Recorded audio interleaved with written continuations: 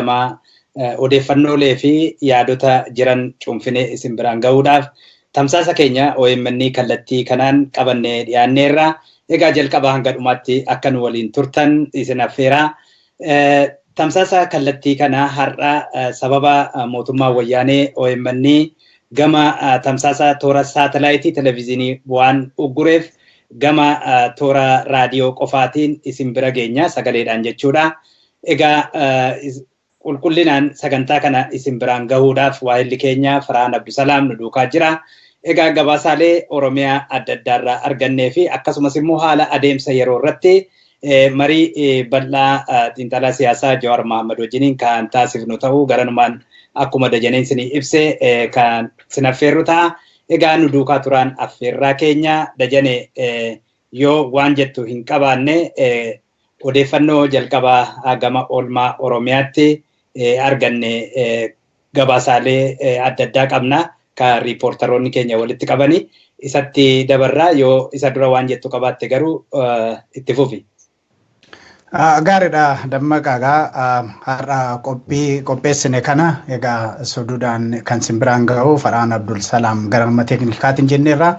Garuu gara qindeessituun sagantaa keessattuu oduuwwan oolmaa Oromiyaa qabna. Gama sanaan immoo Fu'aad Siraajii fi Abdii Jamaal gama teeknikaatiin gama editingitiin isaanis egaa shoora guddaadha taphatanii riipoortaroonni keenya warri hafanis egaa amma naddan jedhee dammaqaa akkuma hundi keenya beeknu egaa mormiin adda addaa iddoo adda addaatti adeemsifamaa jira.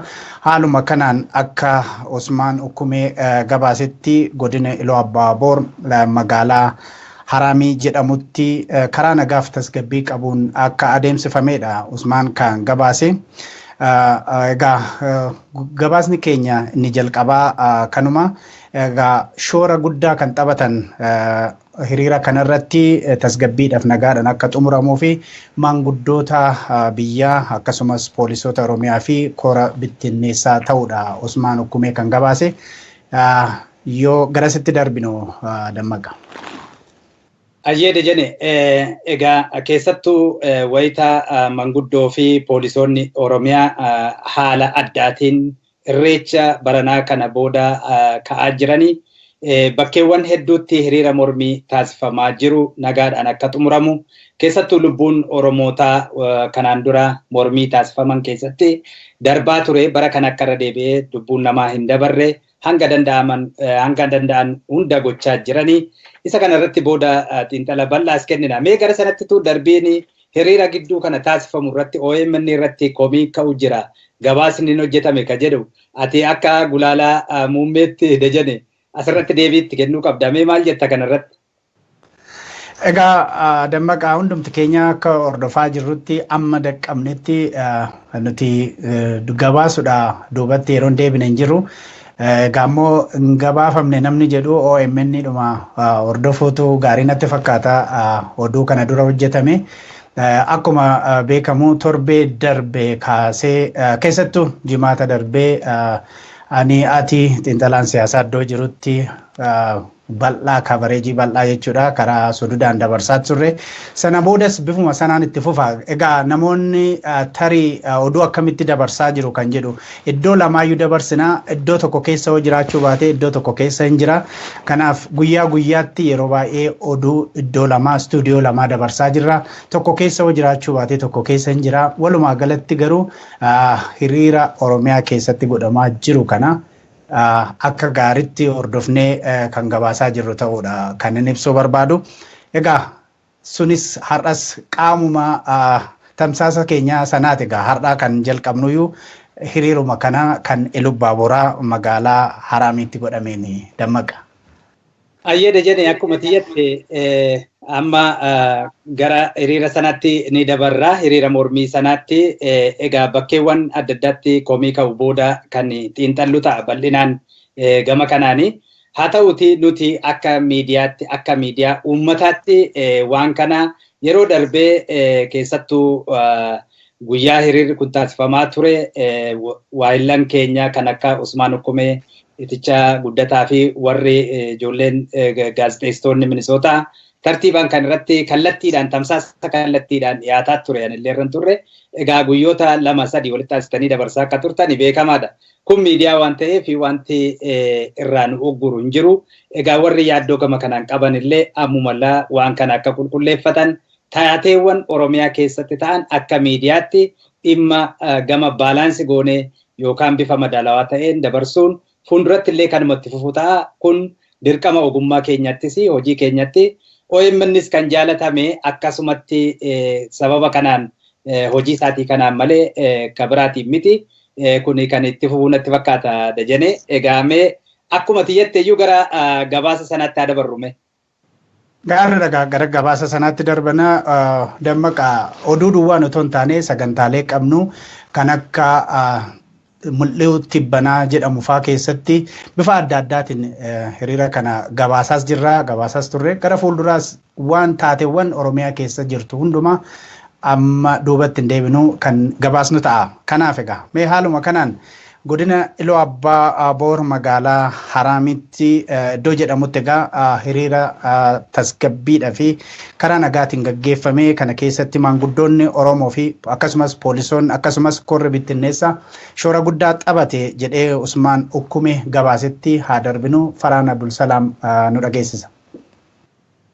Hidhamtoonni siyaasaa nuufaa hiikaman daangaan Oromiyaa haa kabajamu, barattoonnii fi uummanni Oromoo ajjeefamuun qabu, biyya teenya nutu bulcha kan jedhuu fi wayyaaneen nun bulchitu jechuun guutummaa Oromiyaatti mormiin itti fufee jira. Mormiin saba bal'aa kun itti fufuun godina Iluu Abbaa Boor magaalaawwan garaagaraatti tarkaanfatee jira. Haaluma kanaan haga nuti gabaasa kana qindeessinitti godina Iluu Abbaa Boor magaalaa Haramee jedhamu keessatti haalaan geggeeffamaa jiraachuu isaati. Namni nuti Iluu Abbaa Boor magaalaa Haramee irraa dubbifne akka jedhanitti tan baranaa tan duraatiin adda. Mormiin baay'ee nama onnachiisa, doorsisaa fi reebichis hin jiru. Mormiin isaanii haga ammaatti karaa seera qabeessaa fi nagaan geggeeffamaa jira.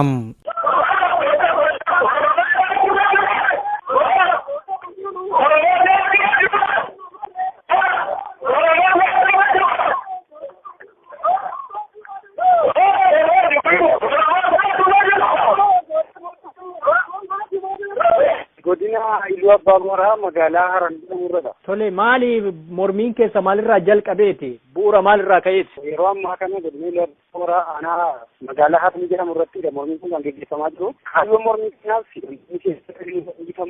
TPLF kana hin barbaannu, albuun keenya ni faamaa jiru, jechuun faamaa jiru, ijoollee keenya ajjeesaa jiru, muudatoota Oromoo ta'anii haasaa federaalaa keessa hojjetan irratti dhiibbaa gaggeessaa jiru. Kanaaf TPLF hin barbaannu mootummaan kun hin bulchu kan jedhudha. Namni kun akka dubbatanitti Oromiyaan yeroo gara yerootti dukkanaa fi duumessa gabrummaa jalatti kuftee jirti. Wayita adda addaatti ajjeechaa fi saamichi daangaa Oromiyaa waan jabaateef kana balaaleffachuudhaan diddaan saba bal'aa kun geggeeffamaa kan jiru. Ammas rakkoon bakka maraa waan nutti hammaatteef kanarraa bilisa ta'uuf jecha mormii keenya geggeessaarra jedhan. Yaa'u akkuma beekamu kanaan duras naannoo daangaa Benishaangul irraa kaasee mandii qilxuqaarraa najjoo jilbii naqamtee amma citii wantoota ta'aa jiran kanaan duras gabaasaa turuun kun yaadatama. Amma haaluma kanaa wal qabatee yeroon keessa jiru hundi isaa sochii mormii agarsiisaa jiru. Mormiin guyyaa har'aa magaalaa isaanii keessatti akka nagaan geggeeffamu shoora guddaa ba'aa kan jiran dargaggoota maanguddoota Oromoo poolisii Oromiyaa fi kora bittinneessaadha jedhan. Mormii kanarratti miidhaan dhaqqabe jira gama poolisoota federaalaas haa ta'u raayyaa ittisa biyyaatii fi loltoota waliigala mootummaa wayyaanee irraa miidhaan isin mudatee jira. Hanga ammaatiif mormiin kun hin xumuramne anatu haala dursiindoo jecha keessa milikee malee mormiin kun hin xumuramne itti fufee jira. Iddoo garaagaraatti ijoolleen kun mormiin kun walitti dhufan. Poolisiin Oromiyaatii fi korri bittinneessaa qooda irraa fudhatanii mormii kana. Poolisiin Oromiyaa fi korri bittinneessaa tarkaanfii qabanii jiraatan fudhatan hin jiru. Akka isaan jedhanitti baroota lamaan darban wayita akkanaa kana manni marti gadda irra ture. Gandoota hunda irratti namni nama hin ajjeefanne hin jiru. Bara kana ammoo nagaa fi tasgabbitu mul'ata. Qaamota nagaa ummata bara kana eegsisuun mormiin seeraa fi seenaa qabu akka geggeeffamu kanneen taasisan galateeffatanii jiru. inni kun bifa kanaan ammas itti fufuu qaba jedhan. Poolisoonni Oromiyaa fi korri bittinneessaa qaamota Oromoo irraa dhalatanii fi Oromiyaa irraa dhufanidha.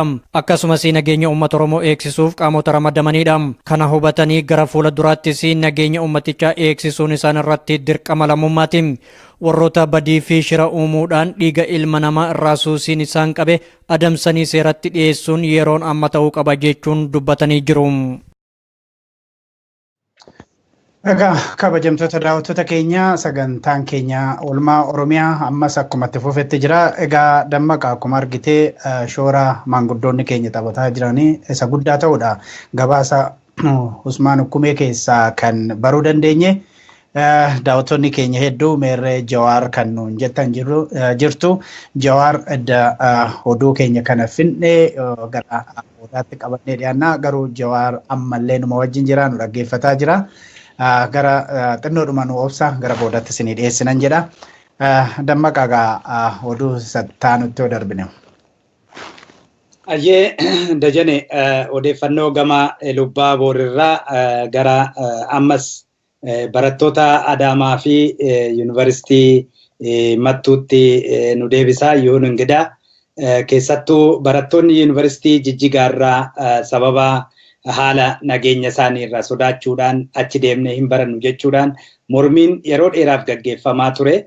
Haa ta'uutii ministeerri barnootaa tibbana waan murteessee jira. Innis deebi'anii akka achitti baratanii ka jedhudha. Barattoonni kun immoo barattoonni Yuunivarsiitii Adaamaa fi Mattuu immoo ejjennoo barattoota Yuunivarsiitii Jijjigaa iyyannaa isaan dhiyeessan sana kan deeggaranidha. Achi deemanii baratuun qabanii balaa isaanirra gahuu danda'a oromummaa isaaniitiin kanaan duras kan rakkoon irra gahaa ture ka jedhuun har'a mormii gaggeessaniiru jedha Yuun Ingidaa. Asirratti atis wanti dabaltoo jiraate gara Yuun Ingidaatti tuun darbiin. Dammaqaa yeroo dheeraadhaaf kan kaafne keessattuu barattoota Yuunivarsiitii Jijjigaa kanarratti yeroo baay'eedha haasofnee xiinxalaa siyaasaa illee Jawaar akkasumas aktivistoonni Oromoo yeroo hedduu kaasanii kan dubbatanidha. Naannoo sanatti amma tasgabbiin hin jirretti amma keessumattuu caasaan abdii ilee naannoo sana jirutti barattoota Oromoo garas deemaa jedhanii dirquuni sirrii miti. Oromiyaa keessatti Oromiyaan bal'oodha. Yuunivarsiitiota Oromiyaa keessatti ramadamuutu irra jira kan jedhutu jira. Oromoonni baay'eenis kanumaan walii galu. Egaa gama kanaanii gara boodaatti kan irratti mari'annu ta'a. Gara xiinxalaa siyaasaa Jawaar Mahaammadiif gaafii kaafnu keessaa tokko yoo ta'e amma garma oduu sanaatti darbine Dammaqa. Ayyee egaa mormiin barattoota Yuunivarsiitii Adaamaa fi Mattuu gaaffiidhuma barattoota kanaati kan kaasanii achirratti yaadni garagaraas dhiyaataa jira. Isarrattis booda waan jennu ni qabna. Waa hedduu kaasna har'a wanta uummata keessa deemaa jiruufis waan odeeffannoo nu qaqqabaa jiran waa hedduu akka kaasnu garanumaan ibsaa. Haa ta'uutii mee amma gara gabaasa waayila keenya Yuun Ingidaatti daawwattoota keenya ceesifna Dajane. Ayyee. Dhalattoonni Oromoo naannoo Somaalee jiraatan battal jiruuf jireenya isaanii balaaf saaxilamte rakkoolee garaagaraa simachuuf dirqamanii jiran kanatti ministeerri barnootaa barattoota Oromoo hedduu Yuunivarsiitii Jijjigaatti ramaduun akka garas deemaniif dirqamsiisaa jira. Barattoonni Yuunivarsiitii Jijjigaatti ramadaman kunneen haala amma jiruun gara naannoo Somaaleetti imaluun balaaf kan nu saaxiludha jechuun murtoo ministeera barnootaa kana mormaa turan. Mormiin kun yeroo ammaa immoo Yuunivarsiitiiwwan Oromiyaa keessatti argaman biroo keessattis dhaga'amaa jira. Barattoonni Oromoo Yuunivarsiitii Saayinsii fi Teekinooloojii Adaamaa murtoo ministeera barnootaa kana mormaniiru. Haala amma jiru kanaan dhalattoota Oromoo Yuunivarsiitii Jijjigaatti ramaduun egeree isaanii balaaf saaxiluudha jedhan.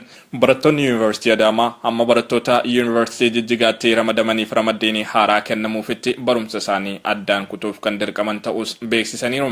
Gaaffileen haala yeroo irratti fuulleffatan biroonis barattoota Yuunivarsiitii Adaamaarraa dhaga'amaa oolaniiru. Hidhamtoonni siyaasaa Oromoo hatattamaan haa hiikaman, dhalattoota Oromoo naannoo Somaaleerraa buqqifamaniif qabeenyi isaanii saamame haa deebi'u. Shororkaanii humna raayyaa ittisa biyyaa fi poolisii federaalaatiin Oromiyaa keessatti raawwatamu haa dhaabbatu. Magaalaa Adaamaatti hanqinni itti fayyadamaa afaan Oromoo fi qubee afaan Oromoo irratti mul'atu haa sirraa'u kan jedhan gaaffilee barattootarraa dhaga'amaa turanidha. Hooggansi yuunivarsiitichaa fi kantiibaan magaalaa Adaamaa Aadde Adaanech Abeebee barattoota kanneen mariisisuun gaaffilee isaaniis kan dhagaan ta'uun ibsameera. Haaluma wal fakkaatuun barattoonni yuunivarsiitii Mattuu dhalattoota Oromoo yuunivarsiitii Jijjigaatti ramadamaniin wal qabatee mormii qaban dhageessisaa oolaniiru.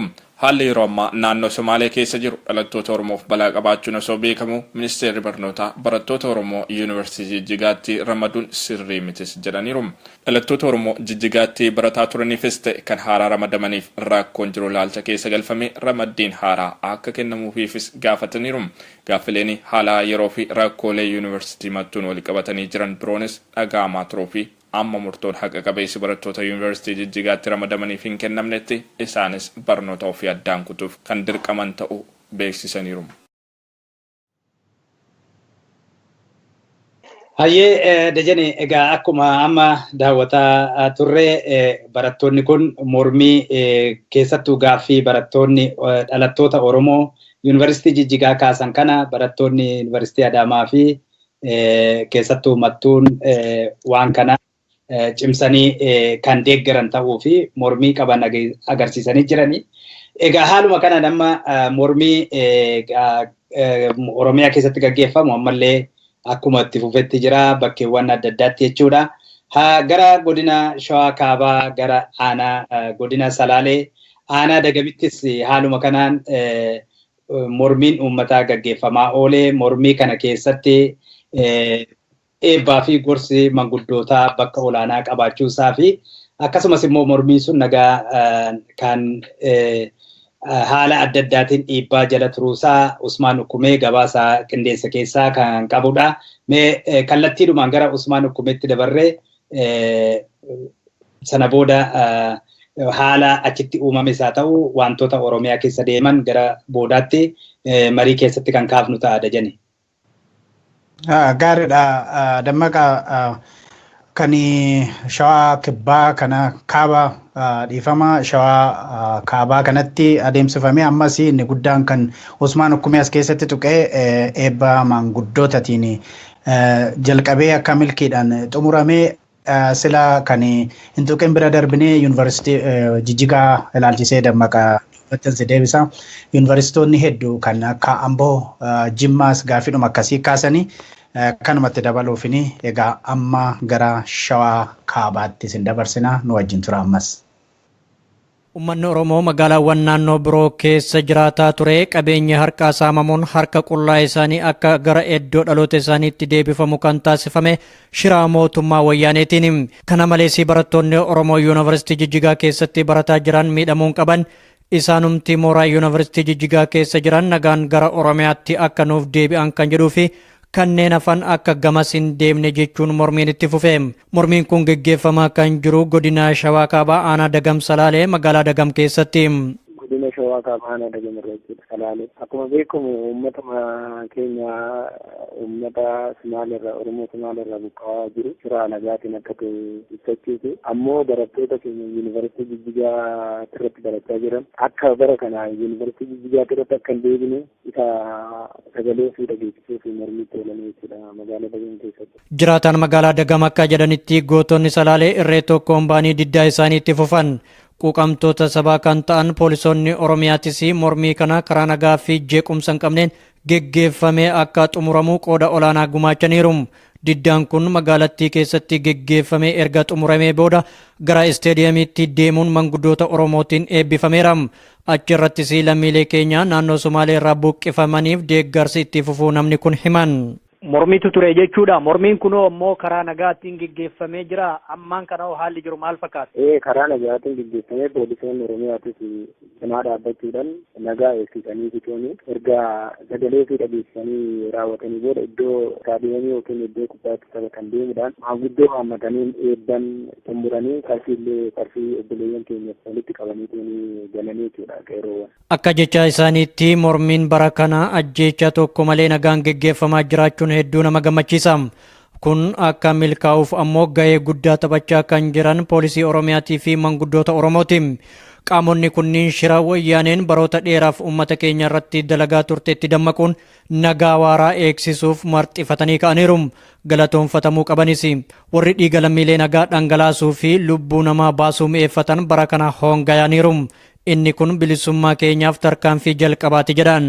Bara kana mormiin haga danda'ameen karaa nagaatiin geggeeffamaa jira. Sababni karaa nagaatiin milkaa'uu danda'e maal jettanii yaaddu bara kana akka baroota darbanii ajjechaa waan hin jirreef? Bara kana amma hubannutti tokko mootummaan naannoo Oromiyaa namoota hubannoo hin qabnee fi yookiin kaabinoota hubannoo barnootaa hin qabne sanaa fi baddaadha yoo dubbatu isuma sana illee dhaga'anii obboleeyyan keenya poolisoonni keenya immoo obboleeyyan keenya warri poolisii Oromiyaa ta'an immoo dammaquudha fi shira diinni dhaqaa jiru kanaa fi shira diinni irratti waan diinni irratti dhiibbaa jiru kana dammaquudhaan obboleeyyan isaanii bira dhaabbatanii Oromoon Oromoof gumaachuu qaba, Oromoon Oromoof dhaabbachuu qaba kan jedhu sanaaf jechuudha. Wanni isaan dammaqanii jechuudha obboleeyyan keenya poolisoonni Oromiyaa jechuudha. Dhumarratti akka jecha nama kanaatti tokkummaa fi jaalalli Oromoon waliif qabu kan duraa caalaa wayita amma akka utubaa sibiilaatti jabaatee jira. Tokkummaa lalisee kana qaamsuuf shirri mootummaa wayyaanee xaxaa jiru waan akka laayyootti ilaalamu miti. Wayita mormiin geggeeffamu jeequmsaa fi hokkarri akka uumamu ammumarraa shirri tokko tokko mootummaa cubbuu kanaan jalqabeera. Akka fakkeenyaatti guyyaa har'aa magaalaa Dagam keessatti karaa nagaan wayita mormii geggeessaa jirrutti basaasonni wayyaanee qabeenya namoota dhuunfaa irratti dhagaa darbachuu isaaniitu mul'ata. Dargaggoonni Oromoon mirga isaaniitiif mormataa jiran qaama miira aariitiin guutamoo osoo hin taane basaasota jeequmsa uumuuf nu keessaa seenan ija haxxummaan ofirraa eeguu qaban. Hojiin boonsaa korri bittinneessaa poolisii Oromiyaa fi manguddoonni Oromoo amma itti jiran kun haalaan jabaatee itti fufuu akka qabu dhaamsa dabarsaniiru.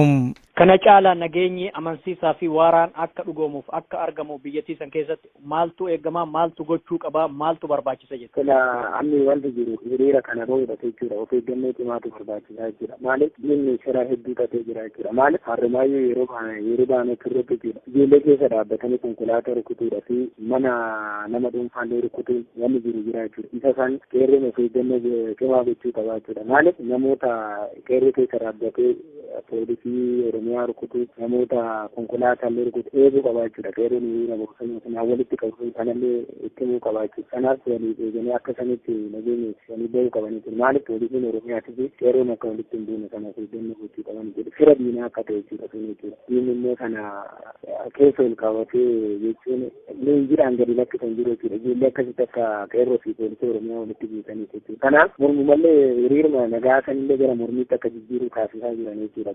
Kanaaf qeerroon isa of eeggannoo cimaa akka godhu jechuudha. Kabajamtoota daawwattoota keenyaaf dhaggeeffattoota keenya gabaasni keenya oolmaa Oromiyaa akkuma itti fufetti jira. Amma gara Oromiyaa bahaatti darbina Awadaay. Egaa Awadaay keessatti sababa qoqqobbii jimaatiin kan ka'ee fi dhimmoota birootiin kan ka'e dargaggoonni hedduu achitti poolisii federaalaatiin hidhamanii akka jiranidha. Keessumattuu dhiyeenya kana dargaggoonni hidhaman dammaqaa garam akka eessa buuteen isaanii akka hin beekamne garam akka isaan geessan akka hin beekamnedha. Sababa kanaatiin warri isaanii ijoolleen keenya eessa jirti jedhanii gaafataa olii gad deemanii mana hidhaa gaafataa akka jiranidha.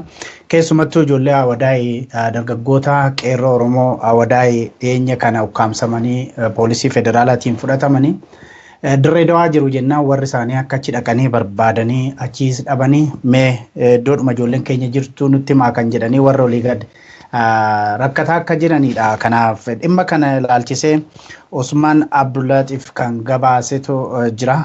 Amma sududaan garasitti darbina dammaqa. Ayyeegaa waan Awadaay waan hedduu kaasuu waan dandeenyuuf boodumatti deemna. Egaa gabaasuma Usmaanitti haa dabarru. Mormii dhiyeenya kana Harargee bahaa magaalaa Awadaay keessatti taasifamte irratti ijoolleewwan poolisiidhaan butamanii hidhaman hanga ammaatti kunneen hin hiikamnee fi achi buuteen isaanii hin beekamne jiraachuu maddeen gabaasan. Akka fakkeenyaatti maqaan ijoollota kanneenii gariin tokko Abdul Hakiim Muhammad barataa kan cimaa yuunivarsiitii Haramayaa waggaa lammaffaa damee Harar kan barataa ture. 2 Muhammad Amin yookiin Tuuleedhaan namni beekamu hojiinsaa kan shufeera baajaajii ture. 3 Shamshaddin Sheekh Ibrahim barataa diin Islaamii fi kanneen hafanis tuuladha. Jalqaba poolisoonni ijoollee tana gaafa fuudhan Sharumay fi keessa jiran keessa tursiisanii eegasii magaalaa Dirree Dhawaa geessan. Barbaada ijoollee tanaa maatiin isaanii Dirree Dhawaa keessa bakka ilaalin hin qaban garuu harkachuu hin dandeenye. hadaraa oromummaa dubbii tana qaama dhimmi ilaaluun nuuf gahaa jechuun namoonni keessa quba qaban OMN itti himan. Gama kaaniin magaalaa Wadaay keessa ololli nyaaphaan faca'aa jiru kan warri Wadaay akkuma Somaalee ofirraa yaafnitti saboota biraas ifirraa yaafna ja'anii saboota biraa doorsisuuf yaalaa jiran jedhu naannawaa jiram. Uummanni keenya kan magaalaa Wadaay namoota waan akkanaa kana oofan kanarratti dammaquudhaan shira diinaa tahuu hubatee saboota biraa isaan keessa jiran akkuma yeroo taanitti fitti qabee akka kunuunsu dhaammeefii jiram. Hayyee kabajamtoota daawwattoota keenya egaa amma immoo gabaasa gama Wadaay irraa arganne gara godina Arsii aanaa Roobee magaalaa Saadiqaatti isin deebisifna. Dargaggoonni mormii waggaa dabre odoo walirraan cinne taasisuudhaan godinni Arsii lixaa adda durummaadhaan kan kaatudha. Egaa dargaggoota wayita sana mormii kanarratti hirmaataa turan jechuun shakkaman mana hidhaa keessa turan dargaggoota 8 irratti badii yookaan immoo balleessitaniitu jechuun murteen irratti darbuusaatu gabaafame. Egaa haaluma murtii kanaa fi ragaa sobaa abbootiin alangaa dargaggoota Oromoo godina Arsii aanaa Roobee magaalaa Saadiqaatti raawwatame kana Abdusalaam Hasan waa walitti qindeesse qaba. Mee isaa hordofnee haa deebinu.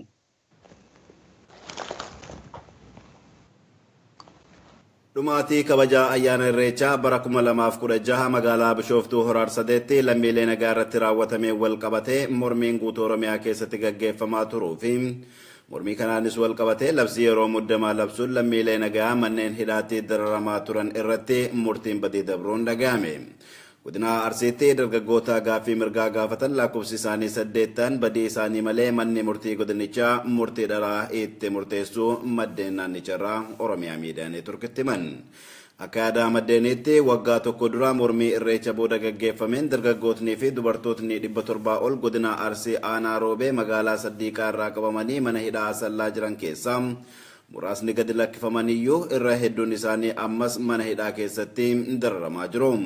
Isaan keessaa namoota 16 baatii 2 dura hidhaa waggaa 2 hanga 3 kan itti murteessan yoo ta'u guyyaa dheengaddaa onkololeessaa 14/2017 dargaggoota 8 ragaa sobaa kaabinee fi abbaan alangaa waliin ta'uun qindeessaniin manni murtii godinichaa murtii daraa dabarseera. Aluma kanaan Umar Junuu waggaa 2 fi 8 Nabiyaat Haji Abdaa waggaa 2 fi 6 Birquu Gannuu waggaa 2 fi 4 Muhammad Haji Abdaa waggaa 2 Sittiinaa Hussein Maddaa waggaa 1 fi 6 Anaaji Jamaal waggaa 1 fi 6 Alamuu Kennee waggaa 1 fi 6 Amiin Qaaduu waggaa 1 fi 6 itti murteessaniiru.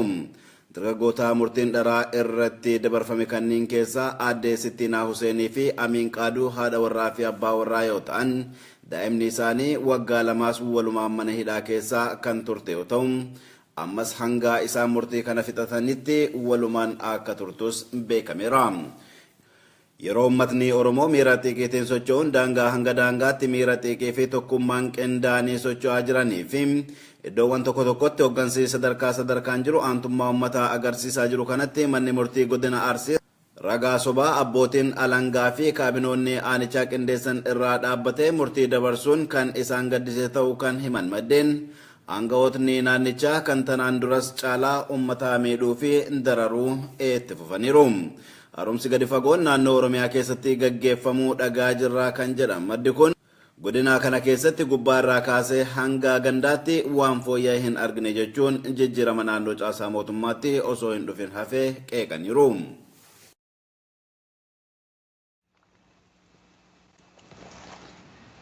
Hayyee daawwattoota keenya egaa godina Arsii aanaa Roobee magaalaa Saddiiqaa ta'uusaa egaa yaadanuuf ergaa jirtanirra argaa waan hin jiruuf magaalaan Saddiiqa jedhee dubbisuu kootiif na of galchaa jechaa magaalaa Saddiiqaati oduun amma kana dura dhagaa turtan jechuudha. Egaa jedhee gara akkasuma ammas gara godina Harargee lixaa magaalaa Cirootti raayyaan ittisa biyyaa hawaasa keenya uummata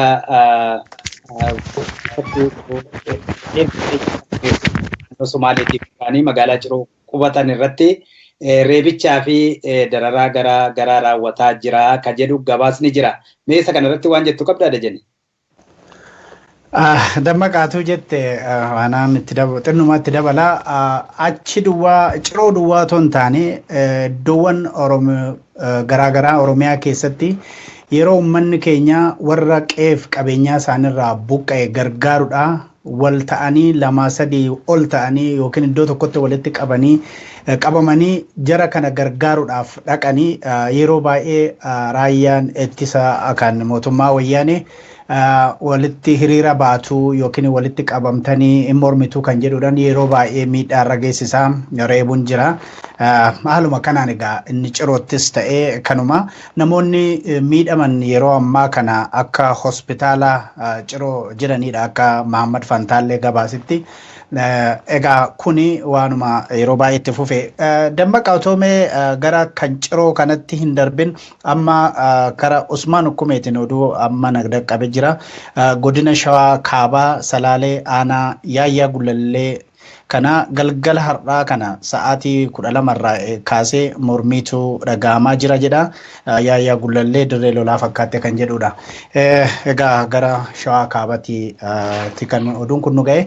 Egaa kan ciroo kana fakkaata akkuma jedhee ciroo duwwaa otoo hin taane iddoo hundumatti waan gufuun akkasii akka uummata keenya hin gargaarre fi keessumattuu karaa federaalaatiin raayyaa ittisa federaalaatiin yookiin poolisii federaalaatiin danqaa akka uumanidha Dammaqaa kanuman jedha. Ayyee egaa gara gabaasa Mahammad Fantaalleetti yaada barru natti fakkaata Dajan. Gaariidha kan Muhammad Fantaallee booda ammas achuma cirootti Muhammad Fantaallee gabaasee booda Usmaan Ukkumees garasitti bilbiluudhaan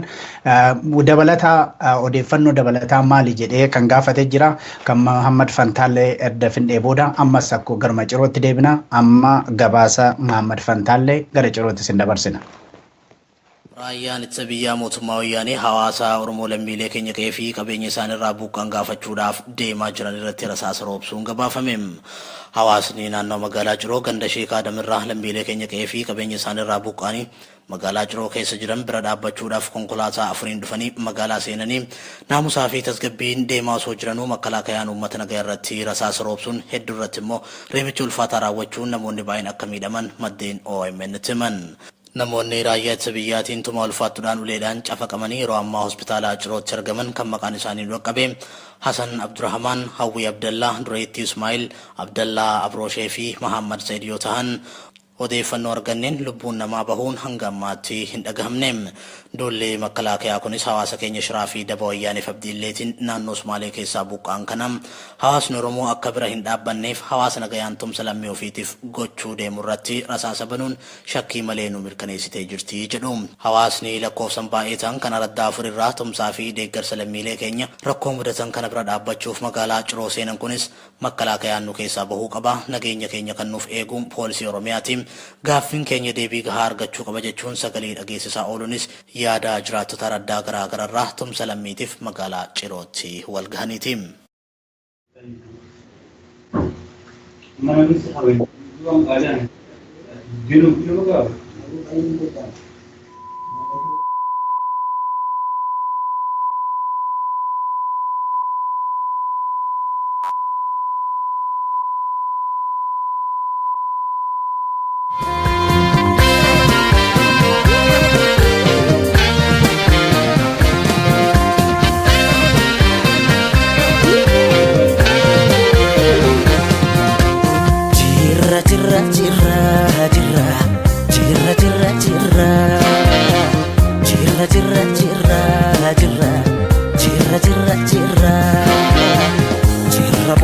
Barii arguuf garaa nu bal'isee yaanuyi. Kabajamtoota daawwattoota keenya sagantaan keenya oolmaa Oromiyaa ammas akkumatti fufetti jira. Dammaqaa Nagaasaa wajjiniin kan sin keessumsiisaa jirru Faraana Abdul Salaam immoo gama teeknikaatiin nu gargaaraa jira jechuudha. Warreen meerree kan beeksiftee Jawaar beeksiftee turtee meerree isa jira kan jettaniif ammasii oduu oolmaa Oromiyaa fidnee booda gara Jawaaritti isin dabarsina. Obsaan nu eegaa jenna. Egaa akkuma sila jenne Dammaqaa Ciroo keessatti miidhaa guddaati karaa waraana mootummaa wayyaanetiin uummatarra gahaa jira. Erga Muhammad Fantaallee waan gabaasa sana gabaasee yookiin jiraattota naannoo sanaa dubbisee booda ammas Usmaan Ukkumee garasitti bilbiluudhaan maalirra jira haalli sun kan jedhu innis kanuma anu mirkaneesse namoonni amma ammaatti miidhamanii gara nama 3 ol akka ta'edha. Kan Usmaan gabaasee naannoo sanatti naannoo Cirootti magaalaa Cirootti buqqaatota gara 5,000 oliif olii akka jiranii fi namoonni naannoo sanaa jiraattonni naannoo sanaa buqqaatota kanaaf immoo gargaarsa amma humni isaanii danda'ee gargaarsa walirraa hin cinne gochuudhaaf yaalii yeroo godhanitti egaa waraanni mootummaa federaalaa yookiin immoo poolisiin federaalaa namoota reebee amma hospitaala seensisuutti amma isaan hospitaalaatti seenan kan dhaqqabsiise Dammaqa. Kanaaf mee ammas garuma Cirootti daawwattoota keenya fi dhaggeeffattoota keenya deebifnee garuma gabaasa Usmaan Ukkumee Ciroodhaan qaqqabsiisetti isin dabarsina. Ammas turtii gaarii. Kale Ciroo hiriira uummanni deeggarsa fidanii hiriira ba'anii turani. Uummata deeggarsa uummata Somaaliirraa buqqee fidee deemurratti kale rasaasa bananii turan Cirootti. Uummata Somaaliirraa baqatee dhufanii fi hawaasni naannoo Sheekh Adamii fi Caffeesuu fi Qoonqoo fi maallaqa qarshii 26,000 fi qorii nyaataa fidanii turan. Kanarratti bakka uummata saniin deemaa jiru yeroo qeerroon magaalaa Ciroo deeggarsa san simatuudhaaf kanarratti ba'an irratti waraanni makkalaakaadhaa rasaasa bananii ijoollee kaan tuleedhaan qabatanii ijoota kaan dureetii jaamtu wanni sababii wanta anda isaan jaadhaan mataa keessa jiran yaanii fi ijoollee duuba kaa'uleedhaan cafaqanii akka malee qorii isaan deemanii hawaasni deemanii manguddoo fi hayyoota nama gurguddaa Ciroo ture qorii isaan deemanii irraa fuudhanii nyaatan. Maaliif tarkaanfii akkanaa irra fudhatan nama gargaaruun maaf dhoorgame? Ambeen ijoollee namni hiriira nagaan karaa deemaa dhufanii hawwan dura deemaa alaabaa abbaa gadaa qabatanii osoo deemaa jiranii osoo nuti uummata keenya gargaaruu deemne jechaa jiraniitu waraanni makkalaakaadhaa itti baqatee itti gabbaqanii kaambirraa yeroo isaan kaambii isaanii jala ta'an itti gabbaqatanii itti rasaasaaf uleedhaan ijoollee akka malee miidhan. Maal nama gargaarinaa jechuudha moo maali sababaan guddaan reebichi kun namoota mudateef? Reebichi waanuma isaan nu godhuun uummanni kun isaan duraanis uummanni kabaqachiise isaanuma ammallee asittillee uummata amma qofa osoo hin ta'in dhiyoon tanas yeroo ijoolleen gaafa kana dura biyya torbaan dabreechu yeroo ijoolleen warri madichoo dhufan akkasitti karaa ba'anii nama tumanii kaan hidhanii achi bulchiinsi magaalaa dhaqee baasan. Hedduu bakka amma magaalaa Ciroo keessatti waraanni makkalaakaa hedduu uummata miidhaa jira. Waliigalan namoota meeqa miidhame? Namoonni miidhame miidhaan guddaan irra ga'e nama 3 Dureetii, Hawwii fi Abdiisaa Jamaal. Abdiisaa Jamaal kun nama alaabaa abbaa gadaa huccuu aadaa Oromoo uffatee alaabaa qabee uummata dura deemu jiru. Yeroo kana bulchiinsi magaalaa Ciroo maal jedhe? Bahanii daawwataa turan isaan yeroo isaan bulchiinsa godinaa bira digadan warri bulchiinsaa gabbahanii daawwachaa turan viidiyoo fa'aa qaraasachaa turan yeroo kanatti. Gargaarsi isaan kennuudhaaf deeman karaa irratti fashalaa'ee harka hafe moo milkaa'eera? Wanni maallaqa qofa irraan fuudhin malee qoonqoo qorii markaafaa waan adda addaa baaddatanii fidan hawaasni hayyoonni karaa sa'a sadii deemanii dhufan uummanni kun. Bakki isaan irraa dhufan eessa? Bakki namoota fidaniif hoo eessa? Bakki isaan irraa fidan Ardaa 3 Sheekh Adamii fi Sheekh Adam 2 sanii fi Caffeesuu fi bakka jedhamu. Gara magaalaa Ciroo dhufan jechuudha. Gara magaalaa Ciroo dhufanii akka uummanni itti baqatee jiru. Uummanni kun nama 5,000 oli namni baqatee as keessa jiru jechuudha. Gargaarsa argateera mootummaarraa namoonni sunniin? Mootummaarraa uummanni hawaasni itti ijaa jiran. Har'a erga dhufan ji'a takkaa fi biyyaa 10 wayii hangam akka dandaa jiru bakka duutii hawaasaatii fi qeerroon irra deemtee walitti guurtee saniin ilaalmaa hangaarraa jiraachaa turanii uummanni kan waan barbaachisu godhamaa fi ture. Silaa mootummaan namoota bakka adda addaa irraa buqqaanii deebifaman kana gargaaruu dhiisee namoota isaan gargaaruu reebuu hidhaa irraa dhaqqabsiisuun akka hin gargaaramne taasisuun maal agarsiisa inni kun? Kun haalaan jechuun dhiibbaa mootummaa amma dhiibbaa kan dura gaggeessaa jiru mootummaatiin karaa federaalaatiin malee gara biraatiin amma bulchiinsi magaalaallee hedduu qeerroo wajjin ta'e hedduu gargaaraa jiru. Tole hedduu galatooma. Yeesunillee hedduu galatooma. Ajee Dejane egaa gabaasa ammas kabiraa ni qabna nutti fakkaata garuma godina Arsii lixaa aanaa Shaallaatti jaleewwan OPDO kan yeroo mootummaa TPLF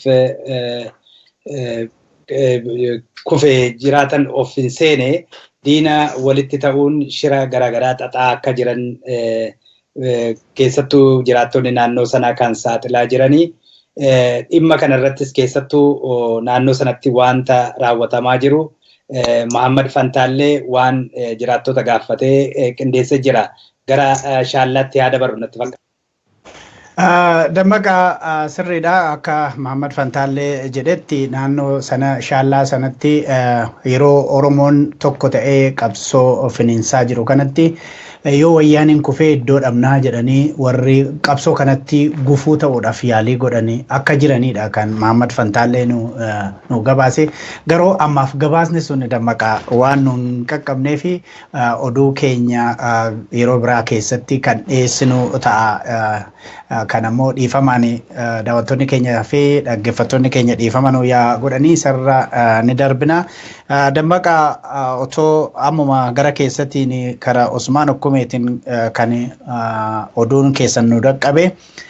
Keessumattuu Awwadaay keessatti namoonni karaarra bulan warri karaarra bulanii warra namoota hedduu makkalaakayaan yookiin immoo poolisiin federaalaa walitti qabee iddoonni geessame akka hin beekamnedha.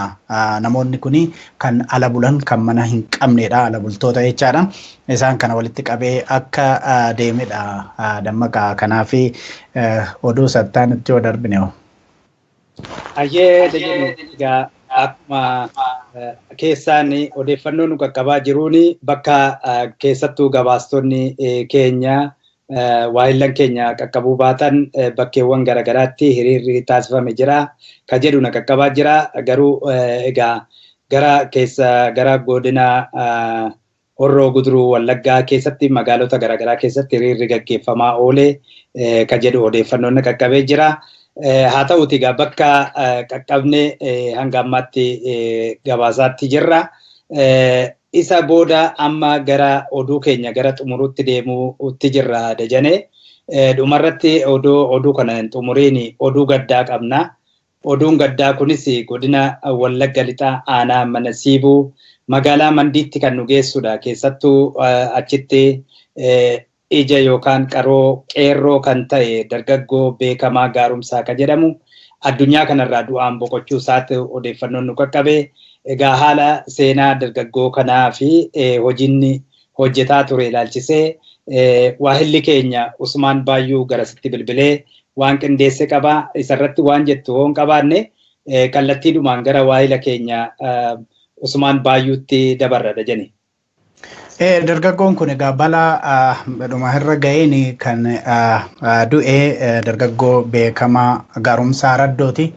Garuu qeerroo qindeessuudhaan kan beekame qabsoo keessatti iddoo guddaa qabaa jechuudha. Keessumattuu qeerroo wajjiniin balaan amma sarra ga'e kanaa fi du'uu isaatiif sababa kan ta'e balaa kanaan dura yeroo hiriira irrattis haa ta'u iddoo adda addaa irratti hirmaatu waan keessattuu warri hidhattoota mootummaa wayyaanii balaa guddaa waan irra geessisanii turanii fi amma kanarraa dandamachuu dadhabee akka du'eedha gabaasni kan mul'isu Dammaqa. Kanaaf mee suduudhumaan gara godina Wallaggaa Lixaa aanaa Manasibuu magaalaa Mandiitti si dabarsina ammallee nu wajjin tura.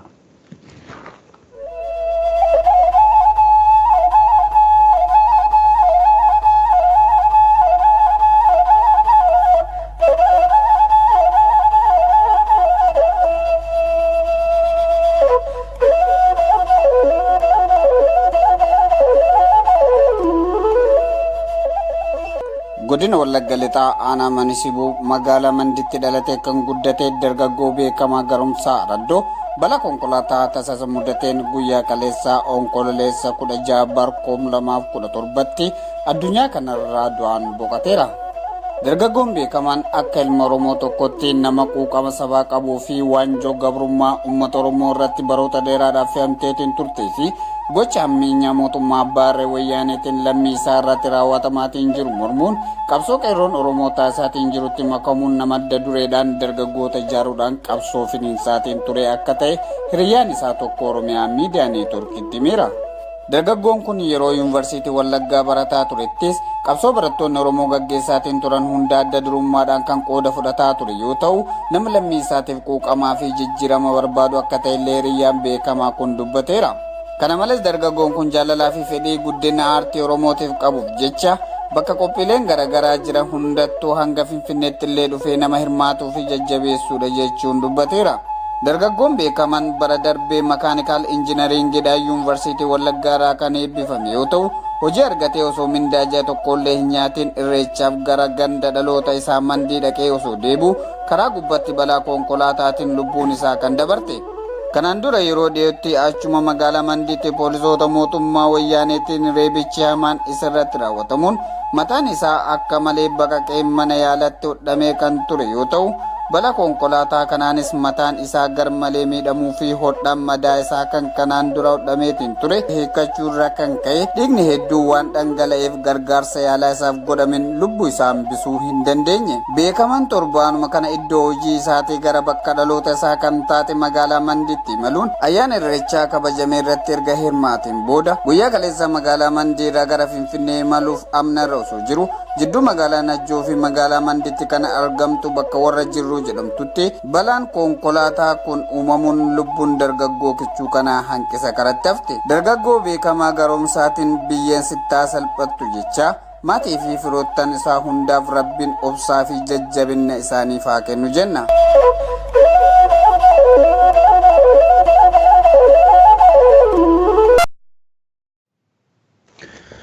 Egaa dammaqa akkuma hamma dhageenye dargaggoon kuni balaa hamma isa mudate duwwaa otoo hin taane balaa kana dura miidhaa kana dura keessumaa hidhattoonni mootummaa wayyaanii irra geessisaa turan irraan kan ka'e dandamachuu dadhabee kan akka du'ee dhagaa Usmaan Baayyuu kan gabaase haa ta'u gama keetii wanti jechuu jiraate sana fudhanneet gara settaanutti darbina otoo dammaqaati akkan hin irraanfanne qophii keenya kana booda Jawaar xiinxalaan siyaasaa Jawaar Mohammadis in dhiyaata yeroo gabaabaa keessatti. Kana malees afaan Amaaraatiin gaaddisni raabaadorii kan itti fufu ta'uu daawwattoota keenya beeksisuu barbaada. Dammaqa keessumattuu haala gaddisiisaa ammaa dargaggoo kana mudate irratti wanti jettu jiraate sana booda sagantaa keenya biraatti darbina. Ayyee Dajane hedduu galatoomii. Egaa wareegama qabsaa'aa dargaggoo Oromoo beekamaa gaaromsaarra ga'e OMN'n gaddatti dhaga'ame akkuma waliigalaattu ni ibsina. Egaa lubbuunsaa jannata haa ta'u jenna. Egaa wareegamtoonni hedduu torban kana wanti raawwatame naannoo Shaashamanneettis wanti taasifame dargaggoota hedduu garaa nama nyaatanii fi maatiiwwan isaanii hafee uummata Oromoo hundaa marsariitii kana irratti gaddisiisaa ture hedduutu raawwatame. Egaa wareegamni Oromoo akkuma kaffaluun akkuma itti fufetti jira. Keessattuu qeerroon Oromoo wareegama kaffalaa jiranii. Egaa gatiin isaanii akkuma waliigalaatti qabsaa'ota kanaaf bilisummaa haa ta'u jenna. Egaa Dajane walumaa gala oolmaa Oromiyaa hanga ammaa egaa bakka qaqqabne walitti qabnee kana fakkaata. Haala yeroo fi keessattuu haala mormii dargaggoonni biyya keessatti deemaa jiru kana ilaalchisee maaltu deemaa jira? Komiin uummataa, yaadni uummataa maal fakkaata? Mormiin kun maalirra jira? Ka jedhu bal'inaan kaasuuf deemna. Isa kanarratti egaa xiinxalaa siyaasaa Jawaar Mohammad sirba Hacaaluu ittaanu kanaan xiqqoo boqonnee daqiiqaa 3 booda